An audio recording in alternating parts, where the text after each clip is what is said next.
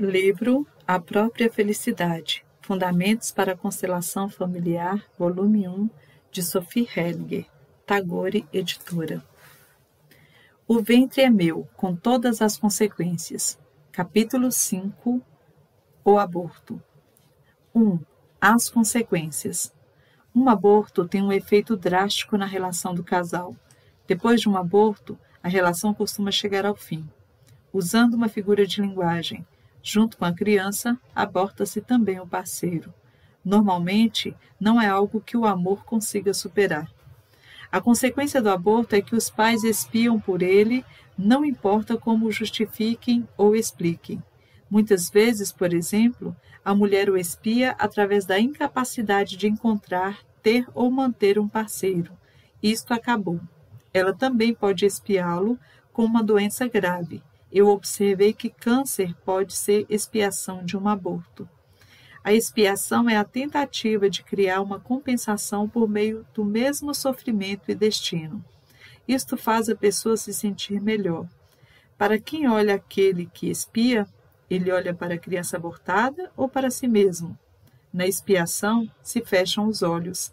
Não se olha para o outro que foi ferido ou prejudicado. Olha-se somente para si mesmo. O outro é deixado só. Quando um aborto ocorre dentro do casamento, isto muitas vezes acaba com o relacionamento sexual. Não precisa necessariamente ser assim. Para isto também há soluções. No entanto, muitas vezes é o que acontece quando o aborto é reprimido. O problema do aborto é que ele geralmente está ligado à ilusão de que se pode desfazer o que foi feito, mas isto não é verdade. Neste caso, a criança é tratada como uma coisa da qual se pode dispor à vontade. Ela não é considerada uma outra pessoa. Ao longo das mais de 1000 constelações, especialmente da nova constelação familiar, eu tenho observado que o aborto costuma ter consequências muito mais graves do que concordar com o filho. Com o aborto, assume-se um fardo muito maior do que teria sido o caso com o nascimento do filho. 2. A responsabilidade. O homem frequentemente evita a responsabilidade do aborto e a transfere inteiramente sobre a mulher. No entanto, a responsabilidade cabe aos dois pais. Nenhum dos dois pode colocá-la sobre o outro. De qualquer maneira, a mulher nunca pode fazer isso, repassar responsabilidade, porque é ela quem toma a decisão final. O homem só é livre se ele tiver realmente assumido a mulher e o filho inteiramente. O homem está envolvido, mesmo que ele não tenha sabido do aborto e, portanto, que não tenha tido que tomar uma decisão a seu respeito. Se ele soubesse, ele teria que ter assumido uma postura diante da situação. O aborto é um caso extremo de tomar e dar. A criança dá tudo e os pais tomam tudo. Até mesmo o pai, que nada sabe, tomou tudo. Portanto, é uma obrigação informá-lo a respeito do aborto. Segue aqui uma constelação como exemplo. Beth Sophie Hellinger. O que acontece com você? Marita. Eu sofro terrivelmente porque não consigo dar tanto afeto à minha filha. Há 28 anos eu tive 2 abortos. O médico me estuprou durante a anestesia. Beth Sophie Hellinger. Que relação existe entre o aborto e o estupro? Marita. Quando eu voltei da anestesia, o médico estava deitado do meu lado. Ele estava nu. Beth Sophie Hellinger. O que ele fez durante a anestesia? Marita, eu desconfio que ele tenha me estuprado. Beth Sophie Hellinger. Este acontecimento está ligado ao aborto ou são 2 assuntos distintos? Marita, eu estava lá para fazer um aborto e quando eu voltei da anestesia, o médico estava deitado do meu lado e ele estava nu. Beth Sophie Hellinger. Então ele fez um aborto em você e ao mesmo tempo estava nu ao seu lado. Marita, sim, quando eu voltei da anestesia. Beth Sophie Hellinger, depois de um momento de hesitação. Quem é o culpado? Marita, eu. Beth Sophie Hellinger, exatamente. Beth Sophie Hellinger, de quem você tem raiva? Marita, do meu ex-marido. Eu queria ter tido estes 2 filhos. Beth Sophie Hellinger, se você queria tê-los, você poderia ter tido. A mulher é livre. O homem, às vezes, não o é, mas a mulher sempre é livre para ter o filho, se ela quiser. Ela não pode culpar o homem. Marita, Ele me disse que não queria os filhos. Bert-Sophie Hellinger. Foi o que ele disse, mas você poderia tê-los tido se você quisesse. De qualquer maneira, você se separou dele mesmo. Você poderia ter feito isto imediatamente. Marita. Não sei se minha idade foi um fator. Eu ainda era muito nova, mas isso não deve ser uma desculpa. Bert-Sophie Hellinger. Mas é o que você está fazendo. Quantos filhos você tem? Marita. Tenho uma filha. Bert-Sophie Hellinger. Ela também é deste homem? Marita. Sim. Hellinger. Ela é a mais velha? Marita. Sim, ela é a mais velha. Quando eu estava no 4º mês de gravidez com esta filha, minha mãe me deu comprimidos de quinino para abortar. Ela conseguiu os comprimidos com uma freira. Bert-Sophie Hellinger para um participante sentado ao lado deles. É estranho, não é? A culpa sempre é dos outros. A mãe lhe deu os comprimidos de quinino como se ela não soubesse do que se tratava. O marido queria os abortos e o médico também foi o vilão. São sempre os outros. Para Marita. Nesta situação não há nada para se fazer e não faremos nada. Para o grupo. Se nós fizéssemos esta constelação e ela realmente sentisse tudo, ela entraria. Não faremos isto. Para Marita, você pode voltar ao seu lugar. Para o grupo, agora somos impiedosos. E de quem temos compaixão? Das crianças. 3. A solução. A solução é que a criança que foi abortada volte a ser incluída e acolhida na família. Isto ocorre por meio do luto pela criança, que se mostra como uma dor profunda. A criança entra no foco. A dor honra a criança e a reconcilia com seus pais. Por natureza básica, as crianças estão dispostas a sacrificar a própria vida pelos pais. Portanto, ela não se agarra à vida a qualquer custo, já que a morte faz parte da vida. Não temos como estimar qual é o ganho e qual é a perda neste contexto. Quando trabalhamos com um casal assim, se procede da seguinte forma. Se faz com que ambos olhem de cima para a criança. Em seguida, eles colocam uma mão sobre a cabeça da criança, estabelecendo um contato. No momento em que a criança realmente entra no foco, as lágrimas brotam. Estas lágrimas reconciliam a criança. Neste momento, junto com as lágrimas, também flui o amor pela criança que é consolada. A mãe pode então dizer: eu sou sua mãe e você é meu filho. Agora eu tomo você como meu filho e te dou um lugar no meu coração. O pai pode repetir o mesmo por ele. Na constelação familiar clássica, acreditava-se que, com isto, tudo ficaria em ordem. No entanto, eu nunca observei que fosse assim. Este ato tem consequências graves. Assassinato é sempre assassinato. 4. O amor. Nesta situação, não somente os pais amam, mas a criança também. Reconhece-se que ela se deu espaço para os pais. Agora os pais podem dizer: tomamos de você que deu espaço para nós. A criança é reconciliada e, às vezes, encontra a paz. É assim que o processo se dá na constelação familiar clássica. O luto conjunto e a reinclusão da criança reconectam o casal que foi separado pelo aborto. Através do luto, eles voltam a se encontrar. Porém, a relação mudou. Ela passou por um processo de morte. Embora o casal volte a se encontrar, já não existe mais a intimidade despreocupada de antes. Porém, a relação agora é mais profunda, fortalecida pelo reconhecimento da culpa comum. Nas constelações familiares Hellinger, eu normalmente tenho observado autopiedade, mas não luto. Uma consequência frequente é que este luto não liberta a criança, ao contrário ao que ocorre com a dor quando é expressa. Em segredo, a mulher coloca a responsabilidade e a culpa no homem, afinal ele teria que ter tomado cuidado. Ela continua com raiva dele. Mas os abortos de relacionamentos anteriores também afetam a relação atual. Mesmo que o homem saiba a respeito deles, isto de nada lhe adianta, ele não pode fazer nada a respeito.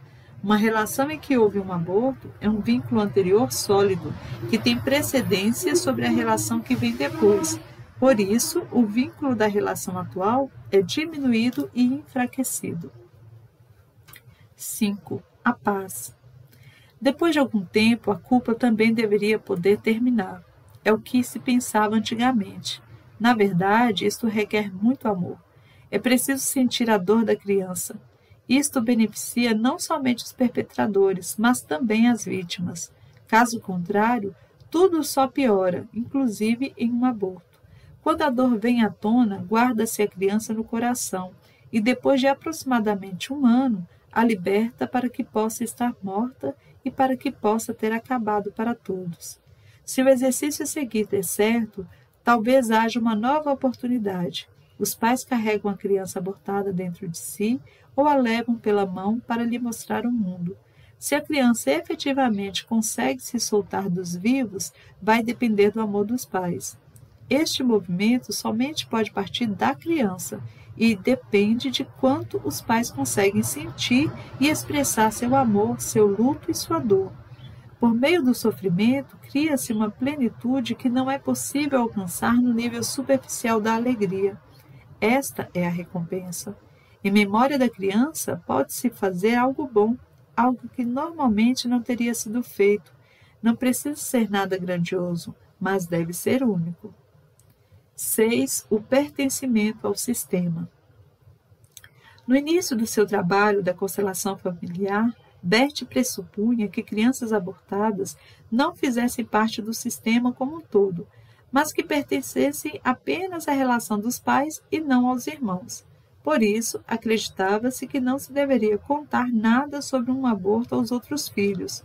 O aborto era considerado um segredo da relação íntima dos pais e que não dizia respeito aos outros filhos.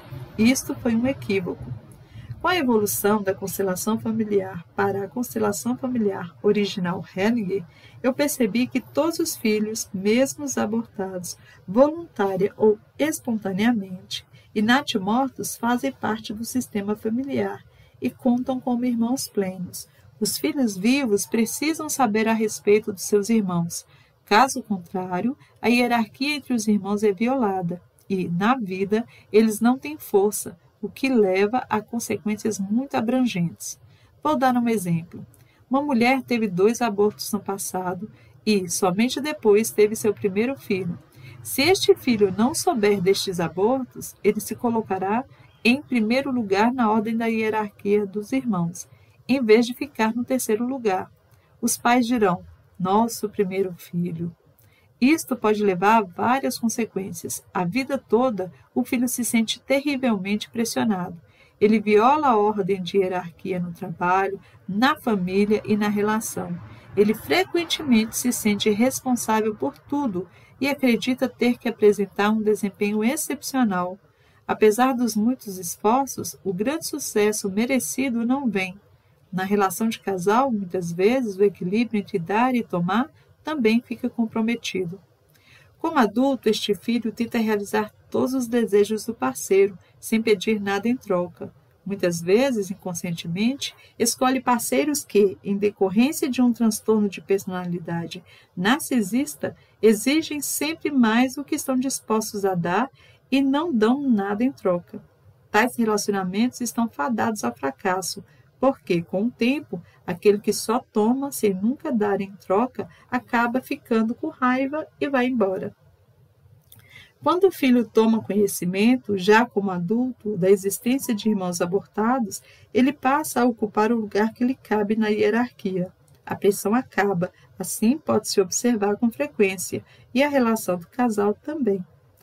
Como se pode contar ao filho que houve uma criança abortada? Colocando mais um lugar à mesa, por exemplo. Podemos dizer, ainda temos mais uma pessoa à mesa. É seu irmão, sua irmã, mas ele ou ela está morto. Quando o filho olha para a criança abortada, ele lhe diz, você tem um lugar no meu coração. Emana da criança abortada um movimento de bênção em direção ao filho vivo. Em seguida, o filho diz à criança abortada, por favor, e depois, obrigado. E os pais dizem a ela, agora você tem um lugar nos nossos corações. Em raríssimos casos, consegue-se apaziguar o ocorrido. As consequências permanecem. Bert escreveu um conto meditativo a este respeito. 7. Conto O Hóspede. Em algum lugar longe, bem longe daqui, onde outrora foi o Velho Oeste, um homem caminha por uma terra vasta e deserta, com sua mochila às costas. Depois de caminhar por horas, o sol já no alto, e com uma grande sede, o homem avista ao horizonte uma casa de fazenda. Graças a Deus, pensa ele. Finalmente, uma pessoa em meio a tanta solidão. Vou até lá lhe pedir algo para beber. Talvez possamos nos sentar no terraço e conversar um pouco, até que eu retome minha jornada. Ele fica imaginando como seria bom. No entanto, quando ele se aproxima, ele vê que o fazendeiro está ocupado, cuidando do jardim à frente da casa, e ele começa a ter dúvidas. Provavelmente ele tem muito a fazer, pensa ele. Se eu lhe disser o que eu quero, eu vou atrapalhar. Ele pode até me achar petulante. Ao passar pelo portãozinho do jardim, ele só acena para o fazendeiro e continua andando. Da sua parte, o fazendeiro já o avistou ao longe e ficou feliz. Graças a Deus, pensa ele. Finalmente um ser humano em meio a tanta solidão. Espero que venha para cá. Podemos beber algo juntos, sentar no terraço e conversar um pouco, até que ele retome sua jornada. Ele já se antecipa e entra na casa para providenciar uma bebida refrescante. No entanto, quando ele vê o forasteiro se aproximando, ele também começa a ter dúvidas. Ele certamente está com pressa. Se eu lhe disser o que eu quero, eu vou atrapalhar. Ele pode até achar que estou me impondo. Talvez tenha sede e venha de livre vontade. Acho melhor eu voltar para o jardim à frente da casa e fingir que estou trabalhando. Lá ele certamente vai me ver. Se ele realmente quiser me visitar, ele vai dizer alguma coisa. Quando o outro só acena e continua andando, ele pensa alto. Que pena. O forasteiro, porém, continua sua caminhada. O sol está cada vez mais quente e sua sede maior. Passam-se horas até que aviste outra casa de fazenda. Ele pensa consigo. Desta vez eu vou até o fazendeiro, não importa se eu o atrapalho ou não. Estou com tanta sede, preciso beber alguma coisa. O fazendeiro também já o avista ao longe e pensa, espero que ele não venha para cá. Era só o que me faltava. Eu tenho tantas coisas para fazer, não tenho tempo para ficar cuidando de outras pessoas. E continua seu trabalho sem levantar os olhos. Mas o forasteiro vê no campo, se aproxima e diz, tenho muita sede, por favor, me dê algo para beber. O fazendeiro pensa, não posso mandá-lo embora, afinal sou humano. Ele o leva até sua casa e lhe serve alguma coisa para beber. O forasteiro diz, vi seu jardim. Nota-se que quem cuida sabe o que está fazendo, ama as plantas e sabe do que elas precisam. O fazendeiro diz, e eu vejo que você também entende do assunto. Ele se senta e os dois conversam por um longo tempo. O forasteiro finalmente levanta e diz, já está na hora de eu ir embora. O fazendeiro se opõe. O sol já está se pondo. Fique esta noite aqui na minha casa. Podemos ainda nos sentar no terraço, conversar, e amanhã você retoma sua jornada. O forasteiro concorda. Ao anoitecer, eles sentam no terraço. A terra ampla parece transfigurada com a luz tardia. Quando escurece então, o forasteiro começa a contar como o mundo havia mudado para ele, desde que tomou consciência de que era acompanhado por alguém em cada passo que dava. No começo, ele não acreditou que sempre alguém estivesse ao seu lado, que quando ele parava, o outro parava também, e que quando ele partia novamente, o outro também se levantava. Ele precisou de tempo para entender quem era este seu companheiro de jornada. Meu companheiro constante, diz ele, é a minha morte. Eu me acostumei tanto a ela que não quero mais sentir falta dela. Ela é minha melhor e mais leal amiga. Quando estou em dúvidas a respeito do que é certo e como devo continuar, eu fico um pouco em silêncio e a peço por uma resposta. Eu me exponho a ela, completamente, com a maior parte de mim, sabendo que ela está lá e eu estou aqui. E se me prender a desejos, eu aguardo que dela me venha uma orientação. Quando estou concentrado e a encaro com coragem, depois de um tempo, dela me vem uma palavra, como um raio iluminando o que antes era escuridão, e eu tenho clareza. O fazendeiro estranha o teor da conversa e fica olhando, em silêncio, para a escuridão da noite. Ele, por fim, também vê quem o acompanha, a sua morte, e ele se inclina diante dela. A ele parece que o que restava de sua vida se transformou, preciosa como o amor que conhece a despedida e como o amor que transborda. Na manhã seguinte, comem juntos e o fazendeiro diz: você parte, mas permanece um amigo para mim. Eles saem, se dão as mãos, o forasteiro retoma seu caminho, e o fazendeiro o trabalha no campo.